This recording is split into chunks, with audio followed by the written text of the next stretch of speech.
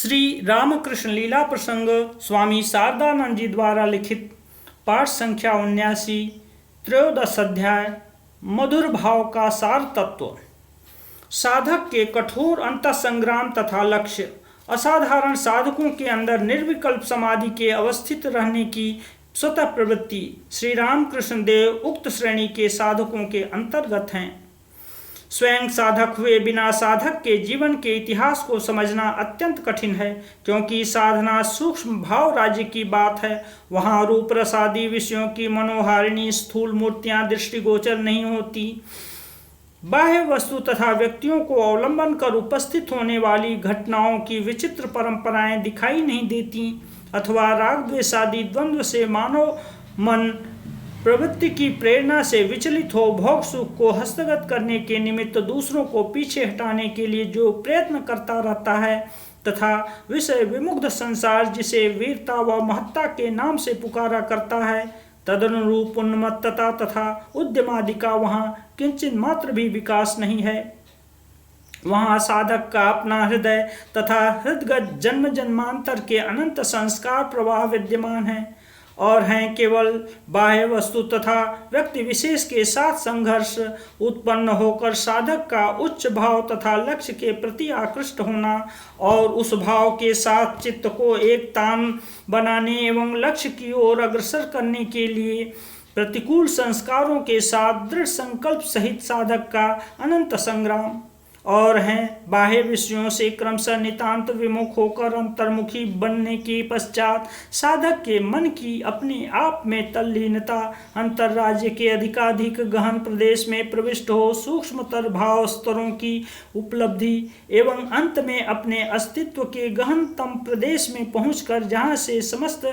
भाव तथा अहं ज्ञान की उत्पत्ति हुई है और जिसे आश्रय कर वे नित्य अवस्थित हैं, उस अशब्दम स्पर्शम अरूपम अव्ययम एकमेवाद्वितीयम वस्तु की उपलब्धि तथा उसके साथ एकीभूत होकर अवस्थिति। तदनंतर संस्कार समूह पूर्णतया क्षीण होकर जब तक मन का संकल्प विकल्पात्मक धर्म सदा के लिए नष्ट नहीं हो जाता, तब तक के लिए जिस मार्ग का अवलंबन कर साधक मन को पूर्वोक्त अद्वय वस्तु की उपलब्धि हुई थी, विलोम भाव से उसी मार्ग के द्वारा समाधि अवस्था से पुनः लौटकर बाह्य जगत का अनुभव होते रहना।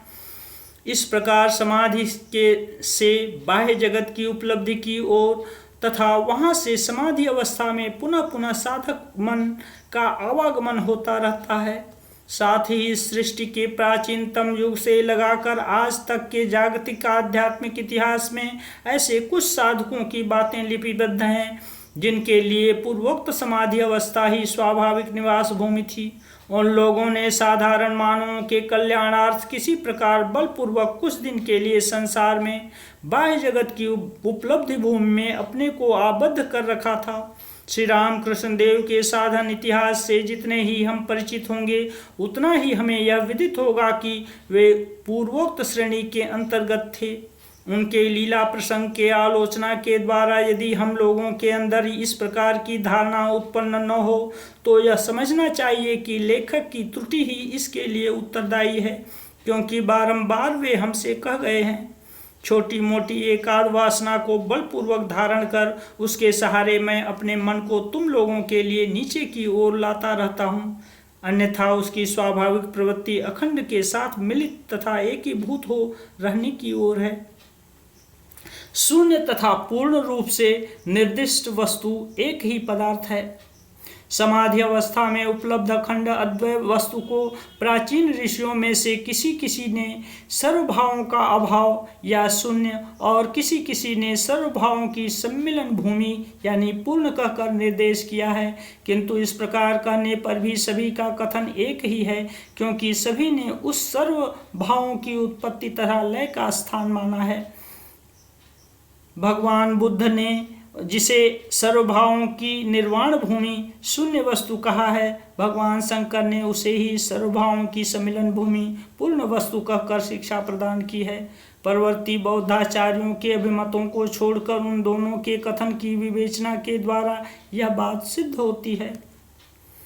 अद्वैत भाव का स्वरूप शून्य या पूर्ण रूप से उपलक्षित अद्वैत भाव भूमि को ही उपनिषद तथा वेदांत में भावातीत अवस्था कहकर निर्देश किया गया है, क्योंकि उसमें सम्यक रूप से प्रतिष्ठित होने पर साधक का मन सगुण ब्रह्म या ईश्वर के सृजन पालन तथा संहार आदि लीला जनित समग्र भाव भूमि की सीमा का अतिक्रमण कर एक रस अवस्था में लीन हो जाता है। अतः यह स्पष्ट है कि ससीम मानव मन आध्यात्मिक राज्य में प्रविष्ट हो शांत दास्य आदि जिन पंचभावों का आश्रय कर ईश्वर के साथ नित्य संबद्ध होता है, उन सभी भावों के अद्वैत भाव एक पृथक अपार्थिव वस्तु है। पृथ्वी के लोक, इहलोक तथा परलोक में प्राप्त सर्व प्रकार के भोग सुख के प्रति संपूर्णतया उदासीन हो पवित्रता के बल पर जब देवताओं की अपेक्षा उच्च पद को प्राप्त करते हैं, तभी उन्हें उस भाव की उपलब्धि होती है एवं उस भाव की सहायता से वे समस्त संसार तथा उसके सृष्टि स्थिति प्रलय करता ईश्वर जिसमें नित्य प्रतिष्ठित हैं, उस निर्गुण ब्रह्म वस्तु का साक्षात्कार कर कृत्य हो जाते हैं। शांत आदि पंच भाव तथा उनकी साध्य वस्तु ईश्वर, अद्वैत भाव तथा उसके द्वारा उपलब्ध